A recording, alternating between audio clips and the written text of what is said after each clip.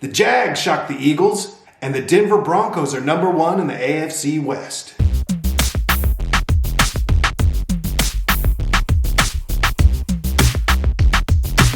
Sport Brothers.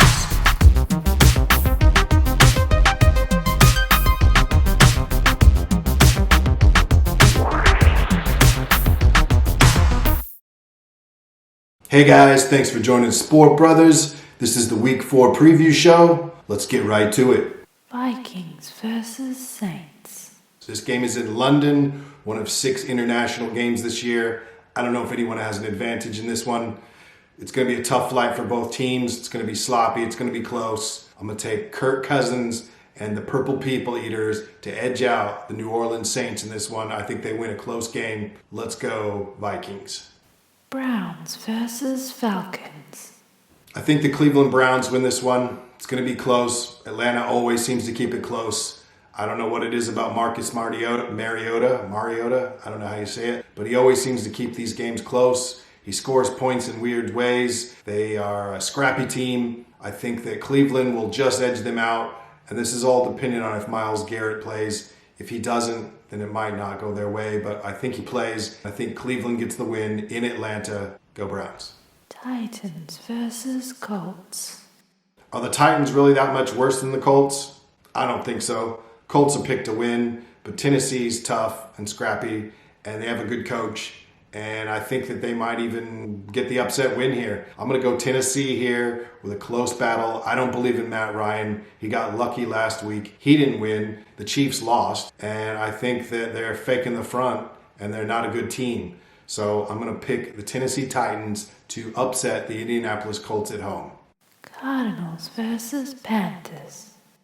I like the Carolina Panthers in this one. They showed me something last week. I think that they can win games without Baker Mayfield. And if Baker Mayfield can just not turn the ball over, I think Carolina will keep winning. They've got a good, scrappy, young, tough defense, and they seem to just outplay some of these other teams. I think that they might even win a few games this year. If Baker Mayfield can just hold the fort, play a good game, and let the defense do its thing, I think they beat the Arizona Cardinals and get the upset win this week. Or are they picked? I don't know. Either way, I'm picking the Carolina Panthers for the win. Patriots versus Packers. This is going to be a tough one to call. Green Bay, for all the right reasons, should win the game. But it is Green Bay, and they are kind of tragic, and they play up and down. I feel like ultimately the spread is about 9.5, so I think if you're a New England fan, you bet hard on the Patriots. I think they'll keep it close. I think it'll be a lot tougher game than people think it'll be. And I think that the Patriots might even win this game, but it'll come down to whoever has the ball at the end. Hoyer is the backup, which I only found out recently. He's a solid player. Aaron Rodgers is much better than him, but, New England is a better coached team. So I think that it'll be a close game, but I'll take let's say Green Bay wins by 1 point. But if you play in the spread, pick the New England Patriots. I can't even say New England. If you're picking the spread and you're a betting man, the New England Patriots for the win. Bears versus Giants. I like the Giants in this one. The Bears have shown me nothing. They got Justin Fields. That's it. I think the Giants have a good young defense. They play well. They're not great. Neither are the Bears, but I think at home, New York Giants get the win. Go Giants. Bills versus Ravens.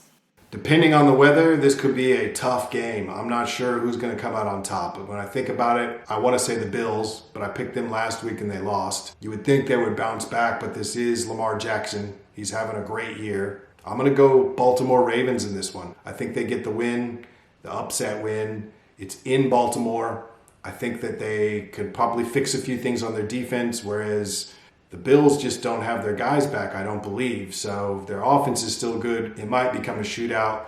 But ultimately, when you got a guy that can run for 100 yards and still throw a couple touchdowns, I think that'll be the difference. I think Lamar Jackson outshines Josh Allen, and the Baltimore Ravens get the big win in Baltimore. Chargers versus Texans.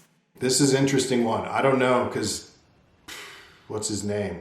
Justin Herbert. Is he still healthy? Is he hurt? I don't know how he's going to play. Joey Bosa's gone. The Chargers look banged up. Like I said last week, the football gods just smite the Chargers all the time. They always lose guys, and these are superstar guys. So I'm going to pick the Houston Texans to upset the LA Chargers and win. And if you're betting on these guys, I think the spread's around 5.5. I would pick Houston to beat the Chargers this week. Seahawks versus Lions.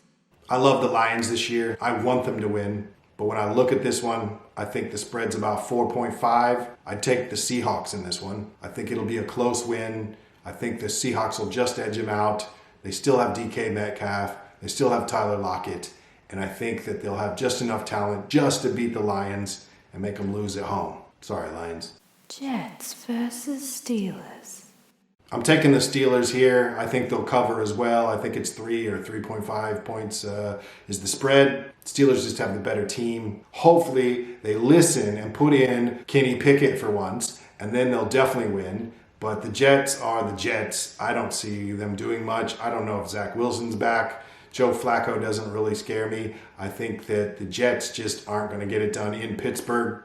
Pittsburgh has the better defense. I'm taking Steelers for the win at home.